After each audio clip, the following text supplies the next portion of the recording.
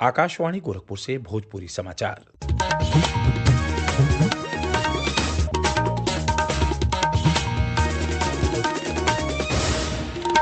नमस्कार। समाचारन के साथ हम वेद प्रकाश पाठक।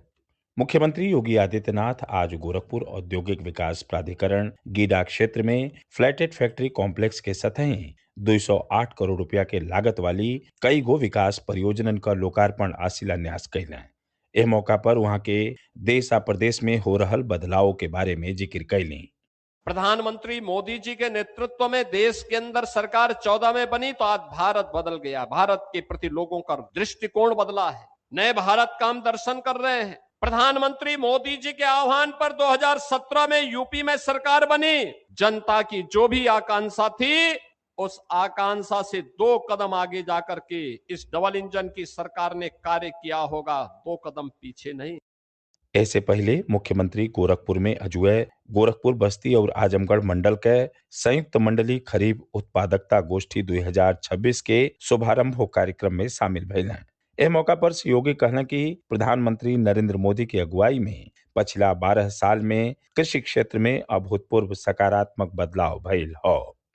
राष्ट्रीय राजधानी दिल्ली के मालवीय नगर के एगो होटल में आग लगने के घटना में आज 21 लोगन का मौत हो गई।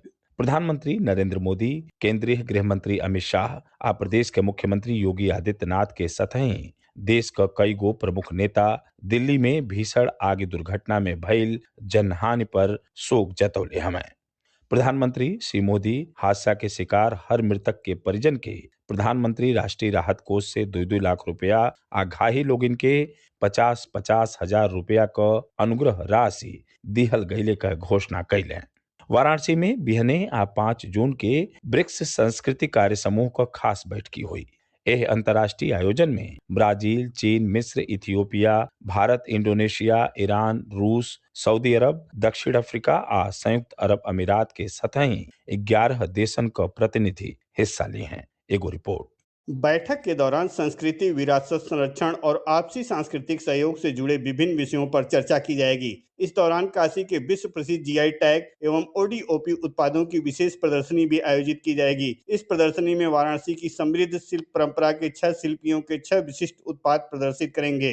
प्रदर्शनी के माध्यम से विदेशी प्रतिनिधियों को न केवल इन उत्पादों की विशिष्टता से परिचित कराया जाएगा, बल्कि स्थानीय कलाकारों और कारीगरों को अपने उत्पादों को वैश्विक बाजार तक पहुंचाने का अवसर भी मिलेगा। ब्रिक्स देशों के प्रतिनिधियों की काशी यात्रा को यादगार बनाने के लिए सांस्कृतिक कार्यक्रमों का भी आयोजन किया जाएगा। प्रतिनिधियों के आगमन पर एयरपोर्ट से लेकर शहर के विभिन्न स्थलों तक लोक नृत्यों की प्रस्तुति होगी। मनीष सिंह, आकाशवाणी समाचार, वाराणसी। प्रधानमंत्री नरेंद्र मोदी की अगुवाई में सबका साथ, सबका विकास, सबका विश्वास आ सबका प्रयास सिद्धांत के अंतर्गत देश में पिछला 12 बरिस में उल्लेखनीय बदलाव आयल हो। आकाशवाणी समाचार पिछला 12 बरिस में प्रमुख क्षेत्र में सरकार के कोशिशन पर विशेष श्रृंखला प्रसारित कर रहा हो। यही कड़ी में प्रस्तुत बा मध्यम वर्ग के कल्याण बदे सरकार के ओर से उठावल गई कदमन के लेके एगो खास रिपोर्ट। सरल कर व्यवस्था, बेहतर बैंकिंग, बीमा और पेंशन जैसी सुविधाओं ने मध्यम वर्ग की आर्थिक सुरक्षा सुनिश्चित की है। नई कर व्यवस्था के तहत सालाना 12 लाख रुपए तक कमाने वाले लोगों को कोई आयकर नहीं देना पड़ता। वहीं जीएसटी ने भी कर व्यवस्था को सरल बनाकर और रोजमर्रा की चीजों की लागत कम करके मध्यम वर्ग को राहत पहुंचाया है। 2015 में शुरू की गई प्रधानमंत्री आवास योजना अर्बन ने लाखों लोगों को पक्का घर उपलब्ध कराया है। आयुष्मान भारत, प्रधानमंत्री जन आरोग्य योजना के तहत 43 करोड़ 52 लाख स्वास्थ्य कार्ड जारी किए जा चुके हैं, जिससे लोगों को बेहतर स्वास्थ्य सुरक्षा मिली है। इसके अलावा प्रधानमंत्री भारतीय जन औषधि परियोजना के अंतर्गत जन औषधि केंद्रों के माध्यम से लोगों को सस्ती और गुणवत्तापूर्ण दवाइयां मिल रही है, जो बाजार से 50 से 80% सस्ती दरों पर उपलब्ध है। वहीं 2015 में शुरू की गई प्रधानमंत्री मुद्रा योजना के कारण लोग अपना व्यवसाय शुरू कर रहे हैं और दूसरों को भी रोजगार दे रहे हैं। दीपेंद्र कुमार, आकाशवाणी समाचार, दिल्ली।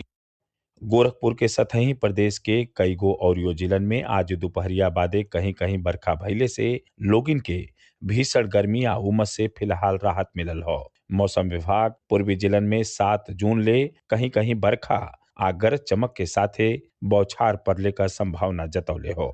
समाचार पूरा भइल। नमस्कार।